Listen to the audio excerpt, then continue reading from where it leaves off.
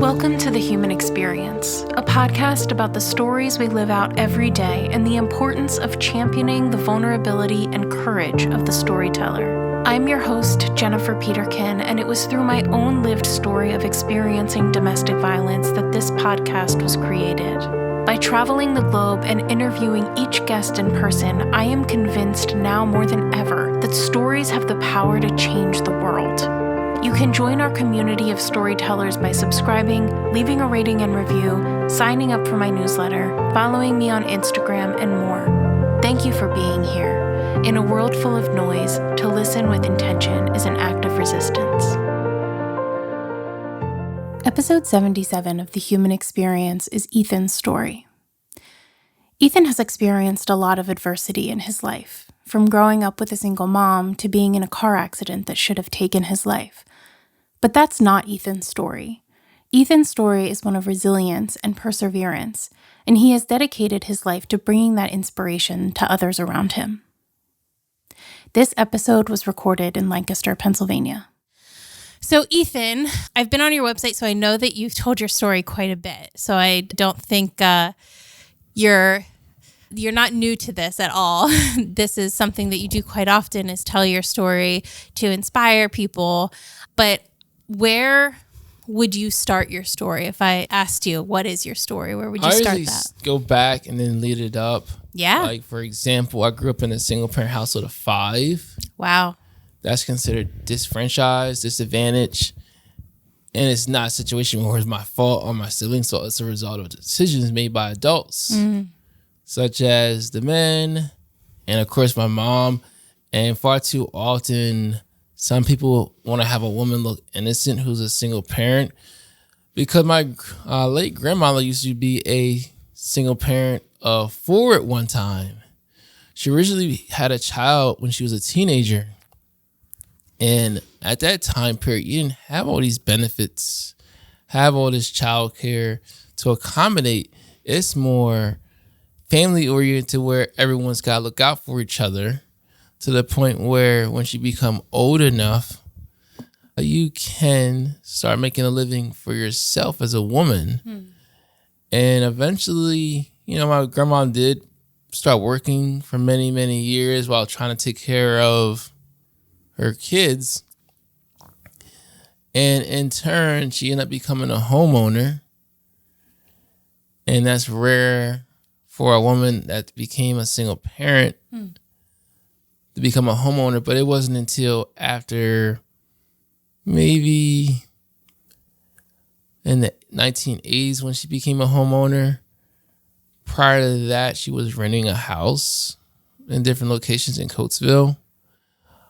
So moving forward, it's like a past meets present, where when my mom became a single parent, she had the Section 8, the food stamps, the medical insurance, child support, and I believe LIHEAP. That wasn't available way back in the day. Sure. In conclusion, I just share that to tell other women that it's not always good to be a single parent and try to put on this thing that you're strong and everything, because it's not your role to be strong for the decisions that were not made correctly. It's time to reflect on the decisions and think about how they can do things better, such as having a life coach, a mentor, have a man properly vent the men that they're communicating with. That way they can have that little 5-minute conversation of man to man talk. But moving forward, from the way it's looking, there's millions of households that are single parents, and the legal system is like setting up to incentivize women to become single parents. But I also realize the feminist movement played a role in it as well, where they were telling European women, get a man for your education, we'll give you your rights, while telling the other group of people, we'll give you these benefits, we'll give you your rights, but you can't have a man living in your household. So that's pretty much what encouraged cohabitation. Interesting. And as a result of that, they want to put the African American man out the house, because it was much easier to become homeowners back then, because normally a man would graduate high school and within 3 to 5 years of working in the workforce with all his money saved up, he could become a homeowner, take care of his family, and save for the future and create generational wealth by starting a side business. But life has a way of changing things. Yeah. I mean, to be honest, that's not something that I really can speak to. Obviously, it's not my lived experience, but it's a really interesting perspective to be coming from as somebody that grew up in a single parent household. And was that your whole life that you grew up in a single parent household?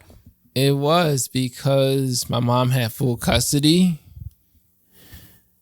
That's what the courts decided. But there was 2 situations that happened where I was not living in with my mom. The first situation, I'm going to talk about that for my next upcoming book.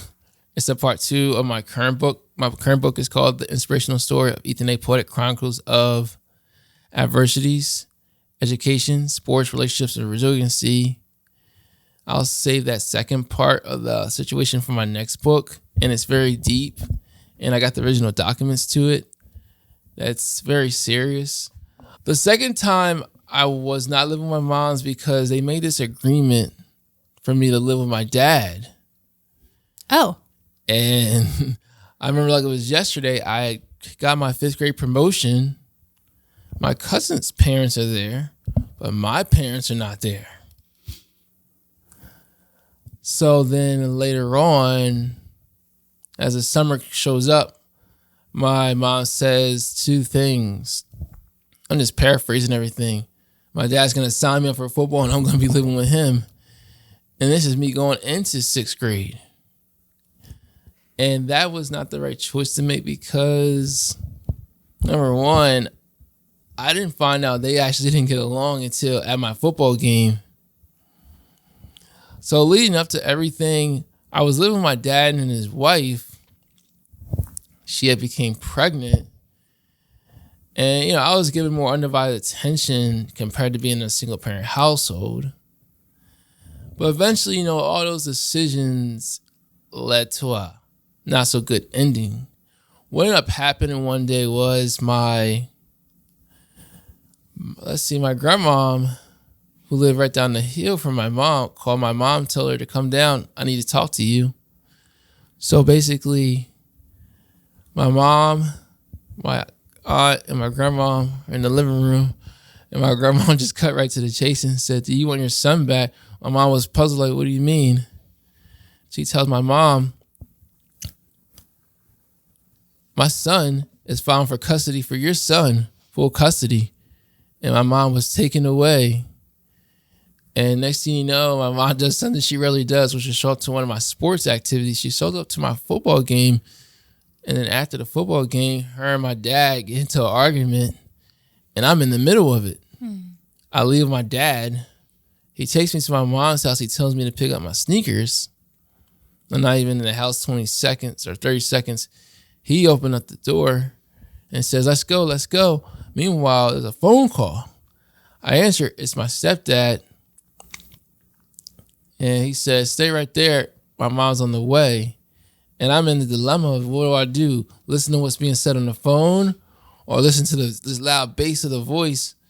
I left. I wasn't given enough time to find my shoes. So we left.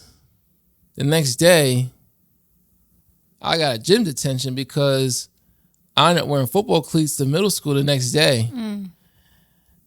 And I go home, tell my dad, my stepmom what happened. My stepmom's supposed to pick me up.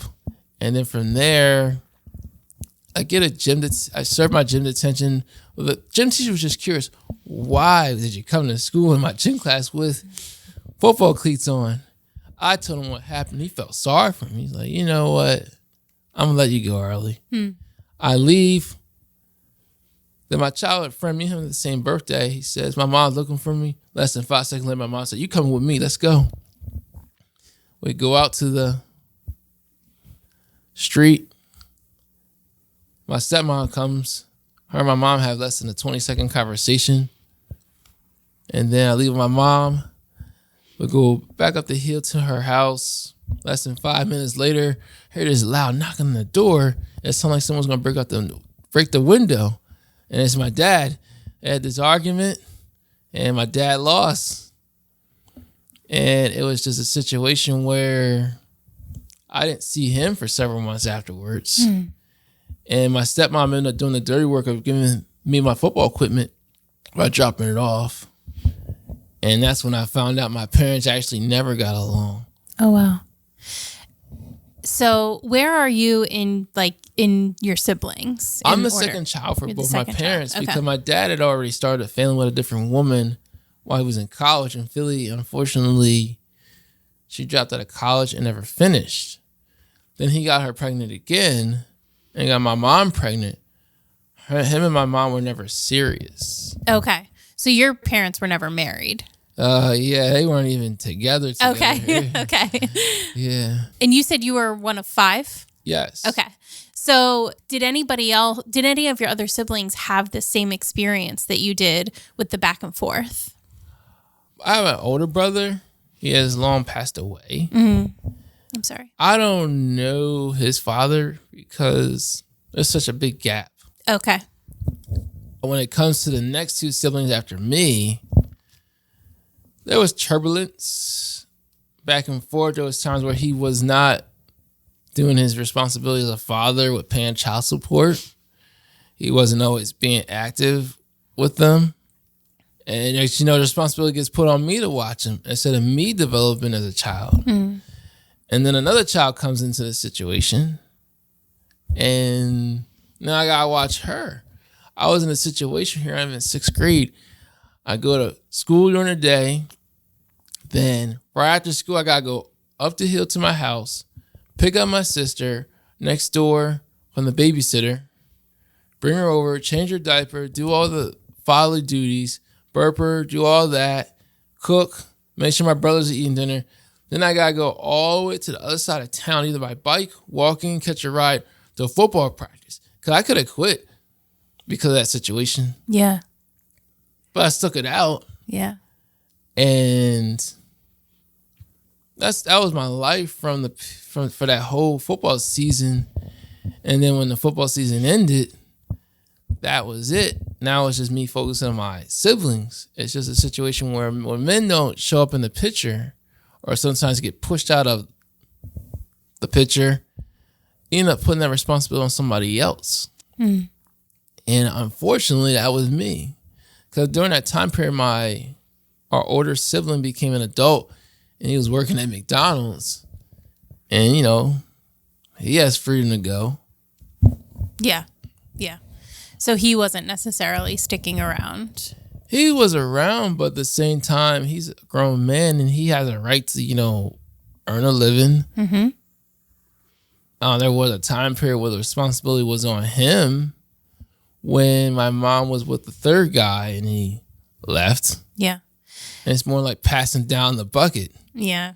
So do you feel like you really didn't have a childhood in a sense because of that? I felt like I did have a childhood, but I just felt like due to certain people's decisions. But since this is your show, I'll just keep it real. Due to the decisions of my mom and the men, I realized on self-reflection, they were the unhealed versions of themselves, not the healed versions of themselves. And here we are going to church, but we're not leaving better than how we came. Oh, wow. And I realized and this goes back to mental health, when a person doesn't resolve things from within and start to rehab and start cutting things out the menu, you pass down generational trauma, wounds, and scars. Now someone else got to figure it out, but it probably happened to them for them to figure out, like the adults in the situation. But I realized they have a choice to make, either be the victim or be the victor. Yeah. And we can't be like putting that on children because it's setting them up for failure. It is, truly. But the way that you talk is so interesting because it sounds like that wasn't something that was necessarily prioritized in your childhood, but you have such a vocabulary for it now, which to me says that you've done a lot of work in that realm. So how did you get to where you are in that sense with your mental health? A lot of things. Like, for example, people always thought I was tough. Like, One example is like when we was at our grandma's house, just me, two different siblings. That was to my dad and our cousins. We would be there. We would fellowship together. And my grandma was real old school. She had the fly swatter ready to hit somebody. And then, you know, she got mad about something. Next thing you know, she wants to give people cayenne pepper to taste. My cousins are hurting with their mouths burning. Me, I didn't feel much because the difference is I'm mixed with African and Puerto Rican, and in that culture we do eat spicy foods. Meanwhile, my other cousins have more of the African genes. One person is mixed, and my two other siblings are mixed like me. We can take the heat, or shall I say Latino heat or Hispanic heat. And then there's also some situations where people think I was being tough, when in reality I was holding stuff in. And as a result, things end up coming out in the worst way when I'm in school, being in the class kind of looking for attention, because I wasn't getting that attention at home from neither one of my parents. Yeah. Then there's also some situations where I felt like I was a star in gym, where I got the spotlight on me, and now I have a reason to really be into athletics because I got this attention from people praising me. I'll tell you a quick story. Like when I was in the spring of 10th grade, there was this guy. I'm not going to say his name. I'll just say he was always the fastest guy. He had more of a stable environment with his mom and stepdad and his siblings. He lived up the hill from me when we was living in Lancaster here. And he always had the women, well, during the time period we were teenagers, I'll say girls. And, you know, my stepdad at the time would always say, he's jealous of me. I understand this. Guy had more food in the refrigerator, cabinets, nicer clothes. What is he jealous of me for? So we would always race for fun. And then one day we raced. I thought I was going to lose like usual. And at the time I grew to 5'9.5", way in between 128.5 to 132.5. I remember because I got that physical. Next thing you know, I beat him 3 times in a row in a race. I became the fastest person in Sterling Place. It was the upset of a lifetime. Like, down goes Frazier. George Foreman knocks him out. Words spread around fast. I became numero uno, also known as number 1. First person picked for football, basketball, or sporting games. And, you know, I like that attention as well. But 2 things came out of it. I realized the reason why he was jealous of me because it's like a perception. He thought I was happy, but I really wasn't happy. I thought he had better than me, but it turns out he didn't have a healthy relationship with his father. And it's one of those unspoken conversations where things need to be mended. Ultimately, I did get help just by being around like certain people. Like, for example, there's one guy who moved next door to me and his family, and he would always come home from second shift, and I was cook. I had the windows open, and he smelled the food. He says, "Can you make me a plate? My wife's not here." Made him a plate, and it became a continual thing. And one day, he invited me over his house to play the video games. We start bonding. Then we start playing the sports, you know, out in the parking lot and everything. And then next thing you know, later down the road, he says, "You're like a son to me." So that became my first father figure. Then there's also people in the Mennonite community who will come in the Sterling Place, pick up the teenagers on a bus or minivan for like just more fellowship. And it's not a sense of church. It's more asking questions, because in the church you can't ask questions. You gotta sit there and listen to somebody speak. So you guys moved to Lancaster when you were in? It was 2001, in the middle of my 8th grade year. I was projected to start varsity sports by my 10th grade year for football. In Coatesville. And track. Yeah. And why was the decision made to move here? I have a theory behind it, but I need proof behind it. Basically, my mom said she wanted something different or better, but I have a theory that's not always the case. Yeah. I felt like there's more to it, and hopefully I'll find out some more evidence about it. For me, I kind of question it because parents rarely move in the middle of a school year because it's a big transition for not just me, but all my siblings. And the fact that, decision was made without talking over with us.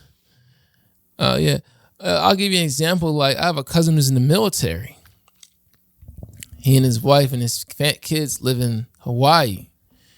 He already been stationed out there for the last 3 to 4 years. He could move back to where he wants to move back to here, but he decided, I'm going to wait till the end of the school year to make that transition, not the middle of the school year.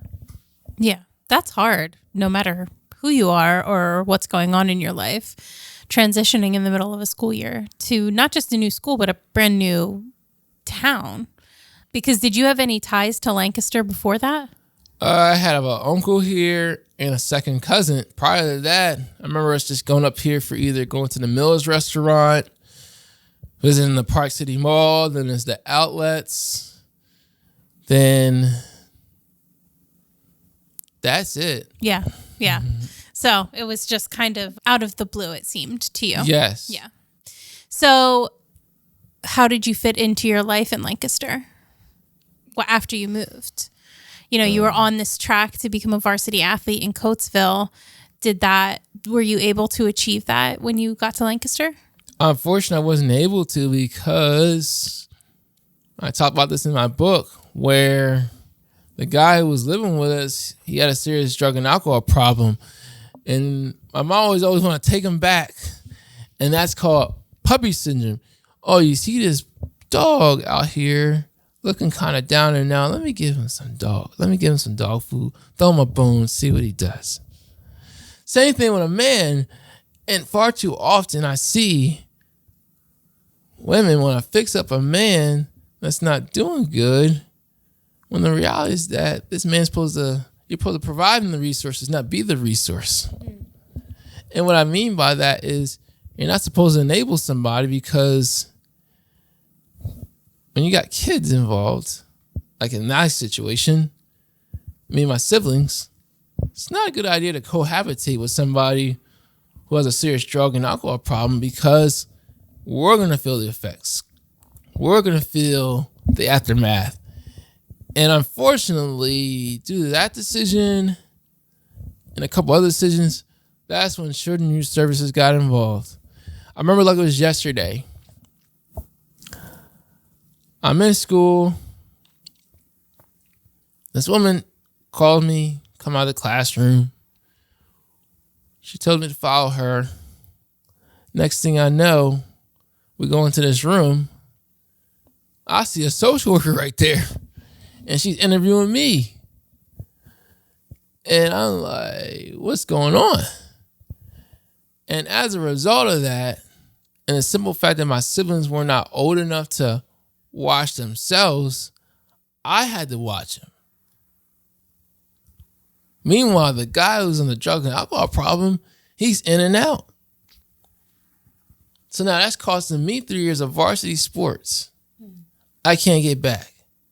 National signing day, me competing in pen relays, me making first team all-state and everything else. That was going to be my ticket to a better life. Go to college, hopefully graduate within 3 years, maybe go for my master's. And because of the decisions my mom made and other choices, the responsibility got put on me. And that's something I did not like. Yeah. So when social services got involved, they put it on you? No, it's just a situation when they come and get involved, they're going to come by the house. They want to see who's watching the other kids. And you were a suitable person to watch kids, being a child yourself? Yes and no. Like, it forced me to grow up in a way where when I was living in Coatesville, my aunt would sometimes fill in. And while I go to football practice or a neighbor would come by. Here in Lancaster, my mom didn't build relationship with the neighbors. You were the only person to be there. And she didn't want people in her business. But yet, when the cops come by the house, you're inviting people to be in your business. and I'm just telling the truth. It's not meant to put somebody down. It's just, this is what I experienced firsthand. This is something I remember vividly. Yeah. And then the result of me not going to college, the result of me working at Arby's. And I pretty much did the same thing my older brother did, which was work at a fast food restaurant. And I look back on life, I realized I should have been in a better environment where I had more opportunity, not excuses where someone's trying to put their responsibilities on me. Sure. Yeah. So, but you before we started the show, you said you did go to college. So when did you eventually get there? It was after I overcame a near-death experience. Okay. So let's talk about that. When did that happen? It happened March 19th, 2011. Wow. So you were out of high school at the time. Yes. Were you still working at Arby's at the time? No, I was not. I was invited to be in, let's see, right now it's called Hollow Prep. Okay. Before it got rebranded to that, it used to be called Children's River Chance Foundation. It was started by Jordan Steffi and his family. Okay. It was started because he noticed a kid in his class or his high school needed money to raise for his brain surgery. So he told people, if I score my 1,000 points my senior year, can you help donate money? And he used that opportunity of the attention to him to shed light on the situation, to make an impact. And not only scored his 1,000 points and overachieved in getting the money raised for that person's brain surgery, their life was changed forever. And later on, that person thanked Jordan Steffi and his family for doing that for him, because it made his life better and allowed him to become a productive member of society. And that became the beginning of Children's River Chance Foundation, where he wanted to help people further their education, but at the same time do the work in high school with visiting colleges, improving their SAT score, PSSA, one-on-one tutoring, and taking tours of businesses. Where I came into the picture was in 2010. That was the original plan, but unfortunately, 2011, that car accident put a lot of things on hold. How were you put on the radar for that? How did you get introduced to that? To Jordan, it was just, I was so used to seeing him on television, the newspaper, hear about him on the radio. And one day, at the time it was called in the church, it was a Saturday service. He sat next to me, and I are you Jordan Steffi? He says, yes. We shook hands. After service, we talked. I told him who I am. Then we exchanged numbers. And then by coincidence, we kept running into each other in the city. Oh, interesting. First, it was near the Mix. Then another part of the city. Then another part of the city. Then he introduced me to his family. At the time, Uncle Vic was just got out of state prison or federal penitentiary for doing his situation. And he wanted people to help raise money to sell the wristbands for him to come speak, but at the same time raise money for Jordan Steffi's nonprofit organization. And I overachieved with selling the wristbands. And then at the event, he named me as a person to be in the program. Wow. It was over 5,000 people. And then as a result, that's how I got into the program, got my picture with Michael Vick. And so what would I know you didn't end up getting to do what you wanted to, but what would the program have looked like for you? What would you have done within the program? Basically, I was an adult, so things are much different compared to a teenager. A teenager, back in the day, used to be they get accepted based on referrals. But then it got changed to where in order to get into the program, you got to go through a boot camp. For example, first 6 weeks, you got to be at the program at 5 in the morning. Then there's also learning the Rubik's Cube, getting 2 or 3 letters of recommendations from people in their school, and a bunch of other activities to prove their worth to get into the program, but also maintain good grades while being in the program. For me as an adult, I didn't have to do that because I wasn't in high school anymore. And most of my teachers, some of them have retired, and the administrators have changed. So all I had to do was just show up to the place 2 times a week, do certain activities with them. But when that car accident happened, it was just devastating to the point where, I wasn't supposed to be here. I had 99% chance of death versus 1% chance of life. That's so wild. So March, you said 2011? Yes. So what happened? Long story short, we were helping out Jordan Steffi's nonprofit with selling Deuce Brand watches at the Media Heights golf tournament. We exceeded our goal for the breakfast and lunch shift. Everything good. Everything was a success. We leave. I leave my aunt and her, at the time was her fiance. We wanted to go pick up her 2 grandchildren. Then we end up driving on Route 30. We're supposed to go to Philly. Last thing I remember seeing is the outlets, Tanger Outlets to be exact, an Olive Garden, and at the time it used to be a Hess gas station, but then it changed names. Within a blink of an eye, boom, I wake up in the hospital. 2 IVs in my veins, arms exactly. I have a left black eye, lost all this weight. I noticed I got staples near my groin. I noticed something doesn't seem right. I see a woman crying at the door. But to back it all up, basically the guy who was our driver, he took his medicine before he got behind the wheel.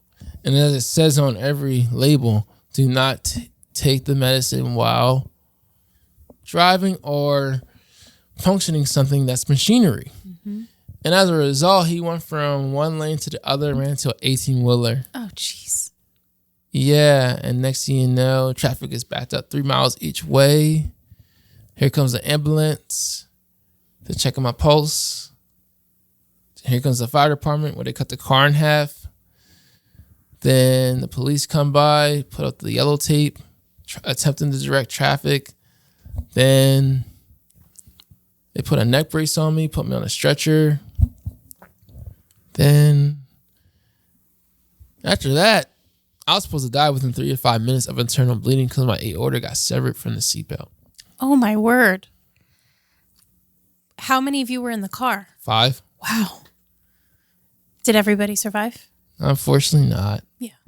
And one cousin who was next to me passed away. The guy passed away. My aunt suffered several broken bones. My other cousin who was on the father's side, it was just more of a mental thing for him. Mm-hmm. No broken bones. Wow. So you were supposed to die within 3 to 5 minutes. Mm-hmm. You're unconscious at this point, right? Like you don't know what's happening until afterwards, right? Yeah. Yeah. So you wake up in the hospital. How long had you been out of it? Well, I woke up twice. Let's see. They did the surgery. Prayers were said for me. Then the first time I woke up was on a cloud 9 state with all the medicine. Yeah. The second time I woke up was that time I told you before, and I saw that woman crying at the door. Turns out she was crying tears of joy because she originally thought I died on the operating table. Wow. Because that was high. That was as high risk of the surgery as it was. Sure. And yeah, I spent like a month in the hospital, a month in rehab. I got put on a feeding tube for several months. I had to relearn how to pick up stuff. Yeah, it was a journey of a lifetime. Yeah, that's incredible. How, I mean, beyond it being a miracle, how did you survive? Did they tell you like this happened and it allowed you to survive for longer than you were supposed to? Yeah, I'm considered a walking living miracle. Yeah. Because it was something that supernatural happened. Mm-hmm. truly. I mean, your aorta got severed. That's incredible. So you're in the hospital for a month. What are you feeling while you're going through this? You know, your life changed so drastically in literally one moment. Once you wake up and once you kind of realize what your life is going to look like now, how do you feel? Looking back on everything, I was numb because I was on all those medicines. Then on top of that, you know, I was seeing people on their best behavior. People actually going out their way to come visit me, talk to me on the phone. Then there's one person allowed me to use their iPhone, log into my... I'm surprised I didn't even remember how to log into my Facebook. And there were some messages that I didn't answer. Some people thought I ghosted them. I told them what happened. They were like, whoa. Yeah. Then I look at my Facebook wall. It's like, wow. All these people saying they're praying for me. One person saying I'm a tough cookie and all this other stuff. It was real. And then, you know, I got fast forward everything. I really wasn't planning on talking about this. It's just life has a way of pushing me outside my comfort zone. Because when I used to work in the sports program, you know, I'm not sure if you're a parent or not. You know, most parents want to know who's working with their child, because sometimes HR makes mistakes. Yep.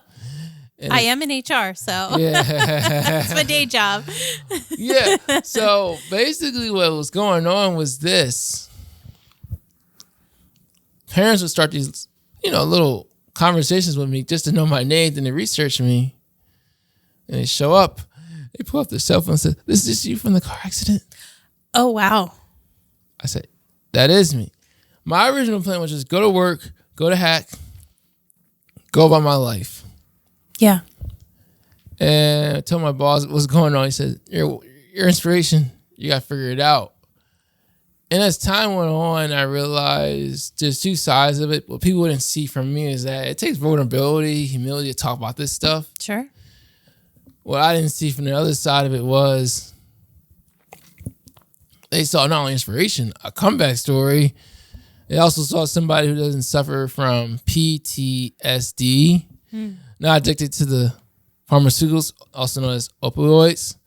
They see somebody as a walking, living miracle, but they're also with their child and being a productive member of society. Because they see so many people who get these surgeries and being on drugs just to numb the pain, end up addicted to stuff, and their life changes from that. Yeah. And then the fact that they find out I'm in college, they're like, this is unusual. Yeah. It's awesome. So when did you actually decide to write your book then? It was in the spring semester at Mills University during the midst of COVID. There was this Greek family that invited me over for lunch.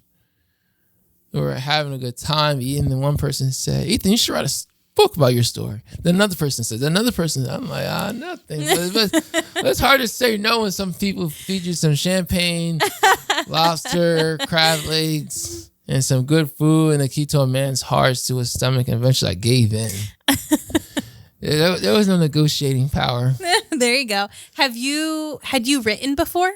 Like, I've written before. It's more poetry, okay, spoken word, and I spoke it my own self. So you weren't totally new to the realm of putting a story together. Yeah, it's just the difference is this is autobiography, and you know it's just a situation as you see over there. My book is a hardcover, soft cover. Then online it's a ebook and audiobook. Did you do the audiobook yourself? Yeah, like, I read it. Good. Yes, because you can't pay somebody to speak about my experience. Yeah.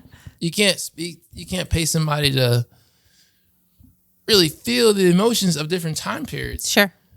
Because at the end of the day, it's best that it comes from me. That way I have my own voice. Yeah. And eventually I did start writing a book. And then, these publishing companies start contacting me. And next thing you know, I realized these deals are not good. Like, for example, there's this one guy who introduced to a publisher. I'm not going to mention his name. Okay. But I already called him out on it. He introduced me to a publisher and a couple of ghostwriters. The ghostwriters didn't do their job, so they had to get let go. Then I looked at the contract from the publisher. You see that soft cover? Mm-hmm. In order to make that, $5,000. $5,000, and this is my own story. Yeah. That didn't include making a hardcover, softcover, or ebook. It would have cost more money to make a ebook with her. Oh, wow. And then this other company contacted me. Contract looked good, but they said if I signed with them, there's a strong possibility to turn my story into a movie with a music soundtrack. But the problem is they would get most of the money. And I'll get a lion's share, which is a small portion. I'm like, I can't do this. So eventually I ended up choosing to become a self-published author, hire my own editor, book illustrator, pay for the barcodes, ISB numbers. And now I am the first family on both sides to be a self-published author. And when I was working in the schools, that's an interesting experience for the children to see and certain teachers because they don't have a book. Yeah. Neither do the administrators. And I'm living proof that life is possible after a near-death situation. Yeah. It's really interesting about the publishers because self-publishing has gotten really popular as of late, and it's something that has created a lot of access, right, around the publishing culture.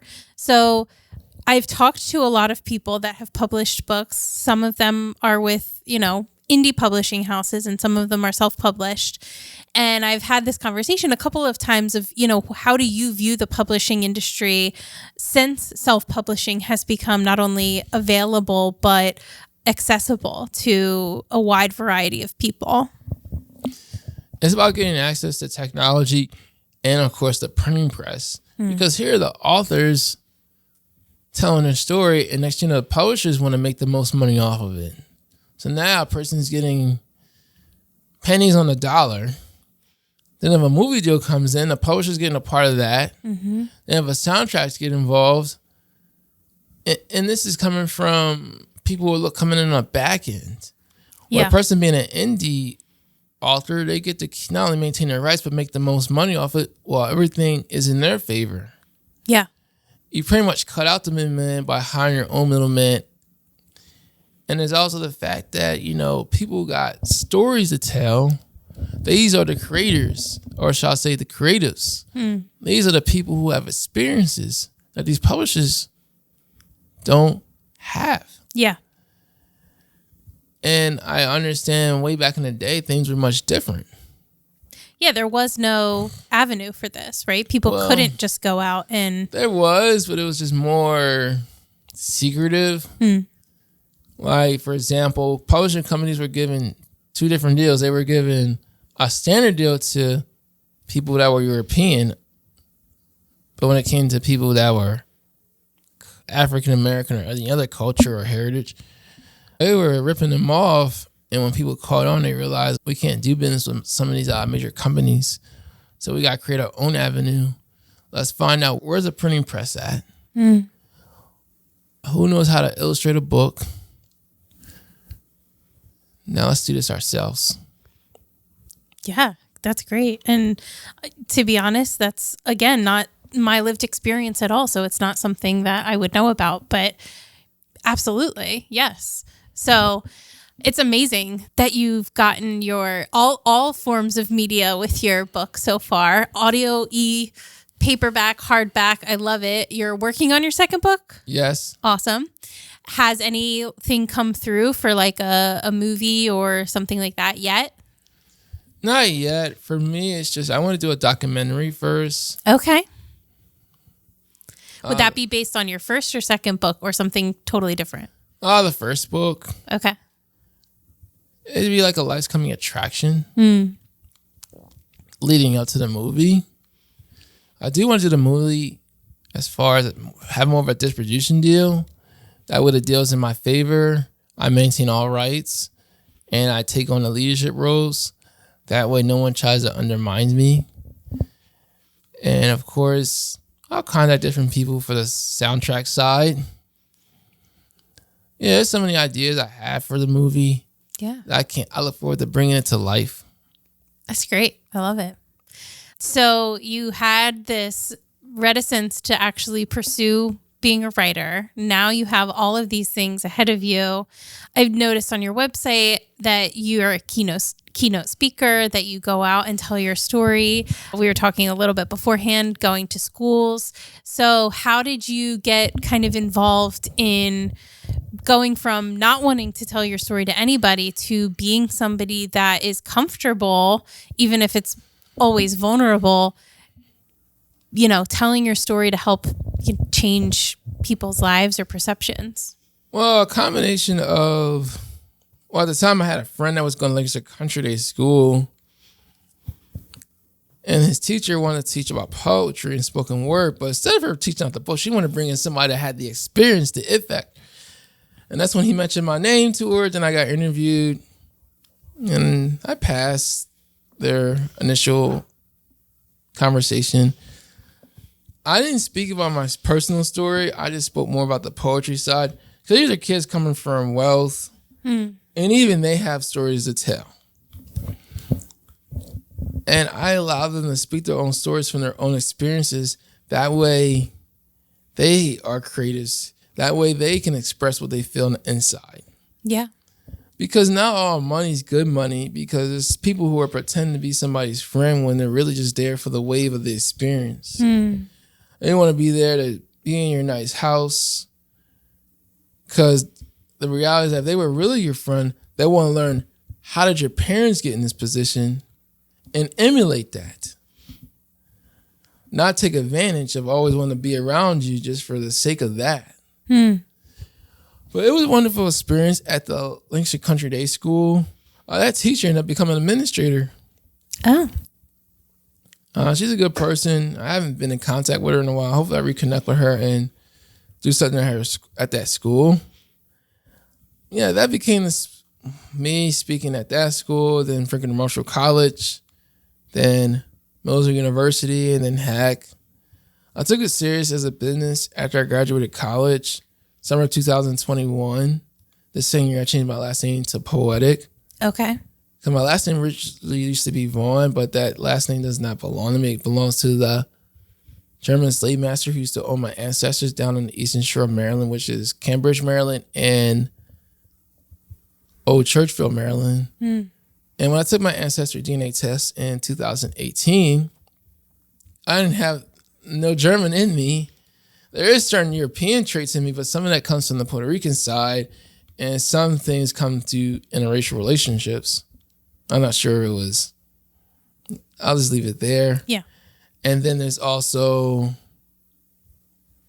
I'm getting all this recognition. It's time I have a last name to claim as my own. That's beautiful. So how does your family feel about what you're doing now, telling your story? Are you in contact with them? Oh, yes. It's a combination of mixed results. I'll start with the honest part. My mom wasn't happy about me telling certain things, but I told her in person some of the things I talk about. I should have been having that conversation with you first. Therefore, I would have a different story to tell about a different experience. And, there is more to the story of, not just me overcoming the car accident, the recovery of being in the hospital, rehab, being on the feeding tube. There is much more to it. There's like this saying, it gets worse before it gets better. Yeah. And I'll leave that for readers to find out in my book because it's a serious situation that does involve the cops. Oh. And a whole bunch of other stuff. This was after your accident and after your rehab. Oh, wow. Okay. I'll give you a sneak peek. It's like, I thought, my life was going to get better. People were going to treat me better. But it turns out it's not always the case. One day I get a letter in the mail and I get summons to court and I leave it there. Oh, my. What a cliffhanger. Yeah. As for my dad, I hadn't seen him for several years when I was in college. And one day, a couple years ago, I was getting ready to sell my book to a judge. It just so happened he wasn't there. If I would have been out of there by a couple minutes, me and my dad would have just missed each other. But instead, what ended up happening was he shows up. I'm writing a letter for the judge by hand, telling him to contact me. All of a sudden, my dad wants to have a talk. He wasn't happy with what I wrote in the book, and I explained to him, like, number one, and this is where I be honest, and I got documents, and this is where I tell him straightforward to his face, man to man, you weren't at one parent-teacher conference or one IEP meeting. And all this is documented by adults, administrators, teachers. My mom's there at the IEP meeting, whether it be by phone or in person. And that kept him quiet. And then there's a situation where, there wasn't enough time to tell him. You had several opportunities to change the narrative, turn things around, make things right, and rectify as a man. But I realized you weren't interested in that. Even when I wrote your letter, even when the senior pastor had a couple conversations with him, even when a church member had a conversation with him, even when his mom warned him about his behavior before she unfortunately passed away later down the road, way back in the early 2000s. And it's more like a situation where a person's past becomes their present. Like, for example, if you leave dishes in the sink and don't clean them up, eventually the stuff on the dishes is going to turn into mold, which turns into a health hazard to the air. And that's my example of a past becomes a present. In my situation, when I have a strange relationship with my parents, sure, you're not going to clean up the mess you made. You're not going to be wanting to have this conversation, but it's always going to be a present because there's going to be this wall and this barrier between us because I evolved more without you two than with you. And it's the honest truth because where were you at for my college? Where were you at when I needed someone to get my driver's license, get my first car, and all this other stuff? I'm turning to other people who are coming into my life and helping me evolve and become a better version of myself. Like, one story I talk about in the book is two things. I get my driver's license, this married couple helps me. And then first car I got was a 95 Ford Taurus, but eventually had its days numbered. Then eventually I got a 2016 red Honda Civic. There was this woman who has been married for several years, and I'll say her husband. She took me to the Apple Honda up in York, Pennsylvania. She asked me, what type of car am I going to get? I said, I'm just going to get a car. I show up. This guy had this red car in the showroom, ready for me to test drive.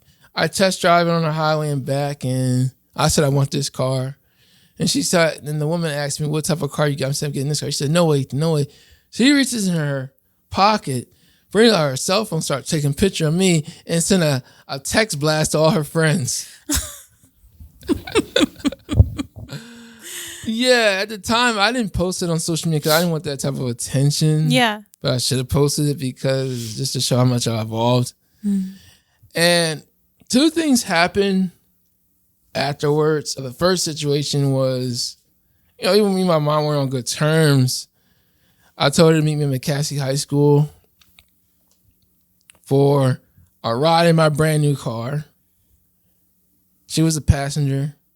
She enjoyed the experience, smelled the new car smell, looking around. So I went around the block again. And, she never done that with any of her kids because I'm the only one that, at that time period, that had a driver's license and got a car. That's the exciting part. The other part is I'm in Coatesville. I wanted to get my picture taken with the Welcome to Coatesville sign. And as I'm walking back to my car, I heard someone yelling my name. It's my dad, and he's at a red light. And he sees me go to my red car, and his jaw drops. He says, nice car. And goes away, and I realize he can't take credit. And, it goes back to changing the narrative.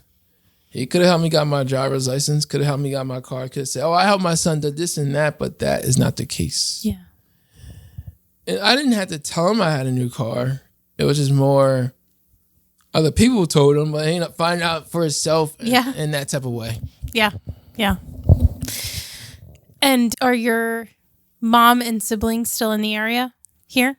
People Lancaster? are spread out. Okay. Your dad's still in Coatesville? Yes. Yeah. Yeah. Are you close with any of your siblings? Yes and no. Yeah. Like, for example, the siblings I live with, we grew apart. Oh. It's just a combination of, different dads. So we got different personalities, different aspirations. And there's a gap. Okay. Okay, I furthered my education, got my card, all these accolades. They're here. So if I got to help them, I got to go down. But if they want help, they got to meet me on my level. And as a result, there's times where I have to tell a certain individual, you can't be asking me for money. Sure. Like, for example, how are you going to ask me to borrow money when I'm working in college and you're working full time? So I had to put a boundary on that. Yeah. Then I had to put a boundary on my mom. I'll just say it out loud, basically. Oh, sure, she gave birth to me and everything. But that doesn't give someone a legal right to just call me up and try to treat me like a taxi or Uber or Lyft when there's public transportation available and the app's available to use for a ride. I had to put a boundary on her for, I can't be giving you rides in my car because we don't get along. Secondly, you don't want to reconcile. And 3, I have all legal rights to my car. Yeah. Yeah. Yeah, so there's that situation. When it came to my siblings I did not live with, my one sister, me and her are the same age, 2 months apart. We're not close, but we know each other. But she just does have 3 kids. I enjoy being an uncle when I can. Sure. Then my other 2 siblings, let's see. There was a brother. I got closer to him when, as we became closer more as an adult, instead of going to our dad to see each other, which was like once in the blue moon, or us having conversations over the phone, which is more, I would visit him. Then my other sibling who lived with my dad and his mom, we had a better relationship as adults than him growing up, because time periods where I didn't see or hear from my dad because of that whole favoritism. Sure. And that's not a good thing to do, because you still got to take care of your older children, not because, you have a newborn child that lives with you and making it more conditional, or because somebody lives with me doesn't mean for me to, I'll say for my dad to treat someone differently. Yeah. And that can hold a lot of resentment and a big wall, a wall that's bigger than the Great Wall of China. I'm just so impressed with your ability to kind of look at your situation and see things not as completely black and white, right? Like, I think a lot of us struggle when we're treated certain ways by people that are supposed to love us, struggle with bitterness and resentment. And you, I'm sure it's been a journey for you and continues to be a journey for you, but you sound like you just have such a wider, more expansive view of it, and you can see kind of the patterns that have happened, and not that people don't get held accountable or don't have to take responsibility for themselves, but you're able to kind of put yourself in a place where you remain healthy and you remain able to move forward, and that's important to you. Yeah, if I didn't, I wouldn't be in the position where I am now. I probably would repeat a lot of things, and a lot of situations, if I would have done, I could have ended up in jail, a bad reputation, or be as involved. And, far too often I see myself in kids, even though I'm not in a single parent household anymore. Yeah. There's times I see parents, or should I say, single women that are pushing a stroller with their kids or in a car with all their kids. And I'm like, oh, that used to be me. There's there's times where I have conversations with certain individuals and tell them this is not the end all be all. It's just there's certain things that weren't taught to you to make better choices and better discernment about certain men. You know, I'm not looking to be no pastor or anything. It just goes back to a person's mental health and where they're looking to feel love. 'Cause I remember I read this book called The 5 Love Languages by Dr. Gary Chapman. And when we don't feel appreciated at home, because that's where the heart is, we start looking for other things. For me, I was looking for sports, being a class clown, sometimes overeating. And yeah, that comes with consequences. Sure. For example, they put me on this behavior plan, but you could put me on the behavior plan, but it doesn't get to the source. Sure. I could eat as much as I want, but it's not good feeling bloated. I could be this funny guy, have all these stories to tell, but I haven't got to the root. When I did get to the root, I realized this is generational. And I realized I started looking at my own self in the mirror and realized I got to become a better version of myself. And that's what I ended up doing. Thankfully, I call it much sooner than later. Yeah. So where do you find community then? I'll be at the sporting events, musical events, community events, networking events, and of course, being here with you. Then there's also traveling. Then I have a social media presence, but I also make sure I maintain time for myself to, recharge and, self-help. Yeah.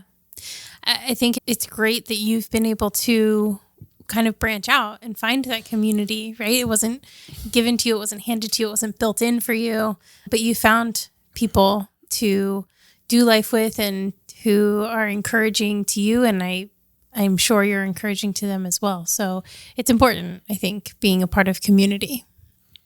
It is, because at the end of the day, there's somebody who said my story and like, oh, all I got to do is change my mindset and become a better version of myself. Ethan had to overcome not only his mindset, but also overcome death, rehab, and some extra stuff.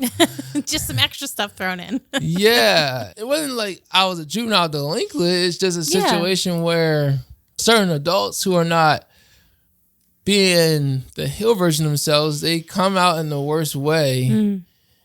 And, all that side talking, can't do that side talking with a children's service person, family court, or members of the community, because they're all adults and they can see right through it. Yeah.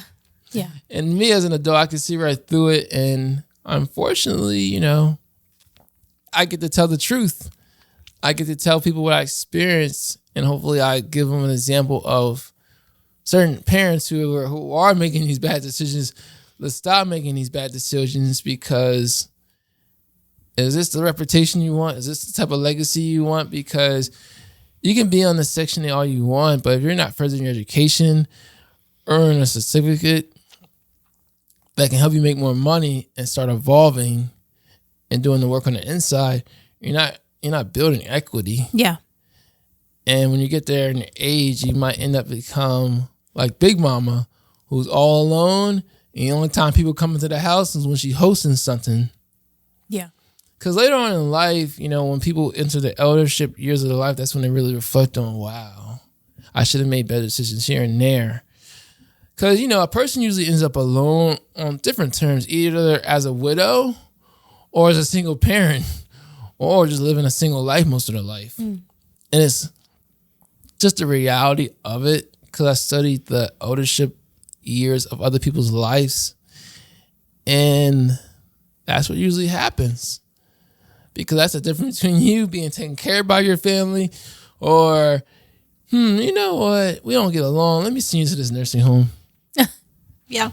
And it shows. Yeah.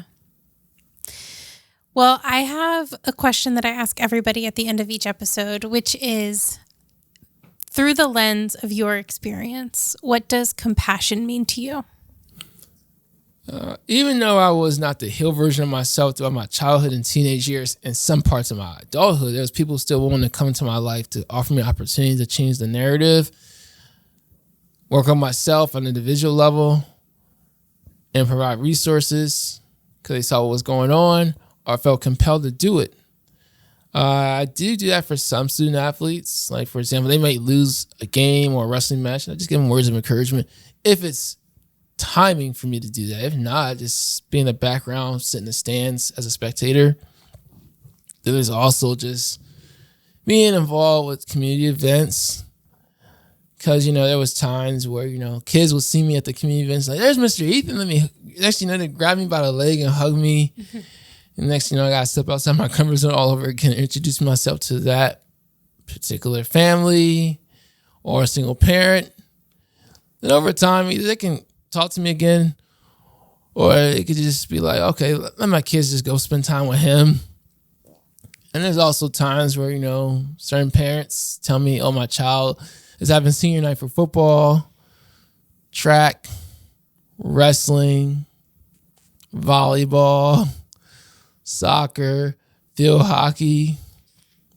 So they realize I have a certain presence for their kids to be around.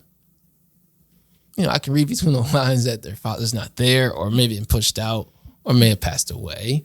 Or in some cases, don't even know they have children because that person decided to keep it a secret.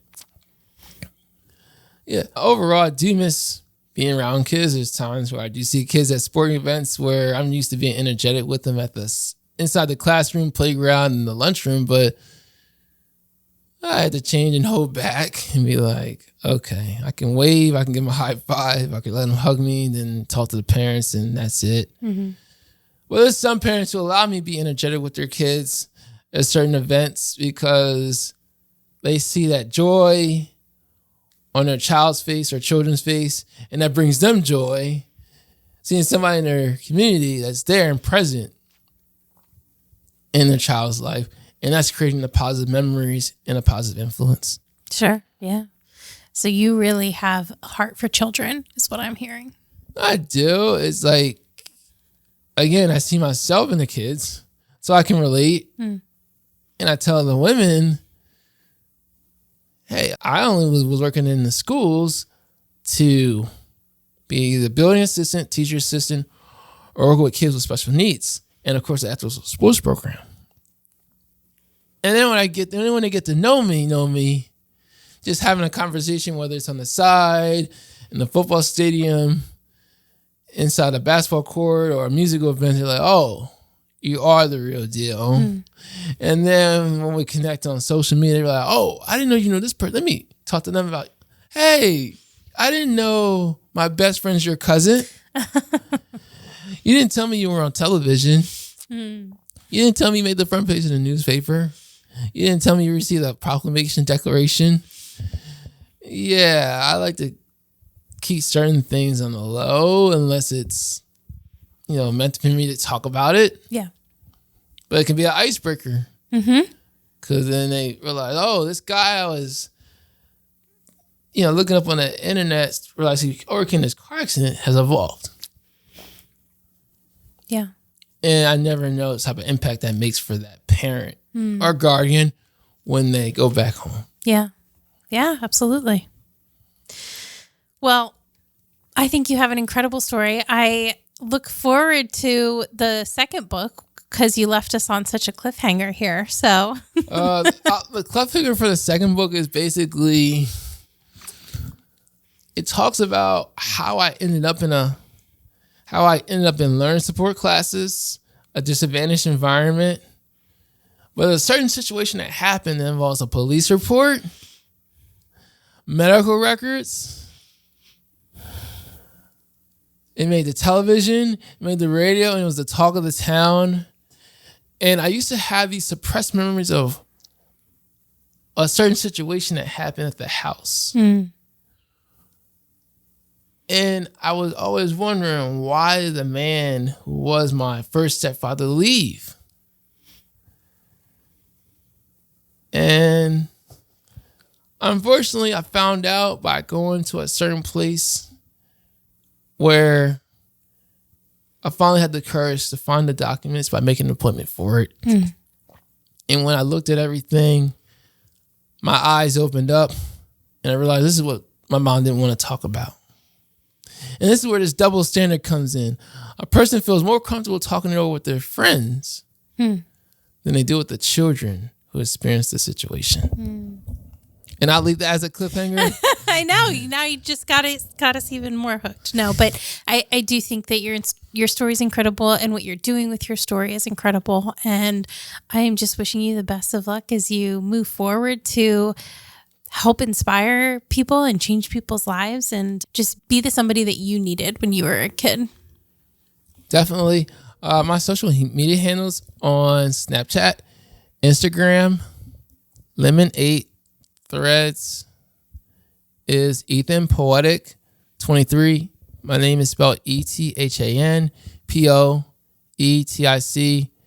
23. Then on LinkedIn, Facebook, Twitter, and my YouTube channel, I'm Ethan Poetic. Perfect. And we're going to link to all of that in the show notes, so people just be able to click a link and find you. And of course, my website is ethanspeaks.com for all serious inquiries for speaking engagements, restorative circles, justice, mediation, and mental health advocacy, and of course, my book. Awesome. Thank you so much. You're welcome. Thank you for listening to The Human Experience. If you enjoyed this episode and you'd like to help support the podcast, please subscribe, share it with your friends and family, share it on social media, and rate and review it on Apple Podcasts and Spotify. You can also support the podcast financially by going to my website, thehxpod.com, linked in the show notes, and clicking on Donate. It takes a lot of time and resources to create this podcast, so every little bit helps. Everyone has a story, and I'd love to hear yours. So be sure to check out the show notes for more information about how to stay in touch. Do good and love well.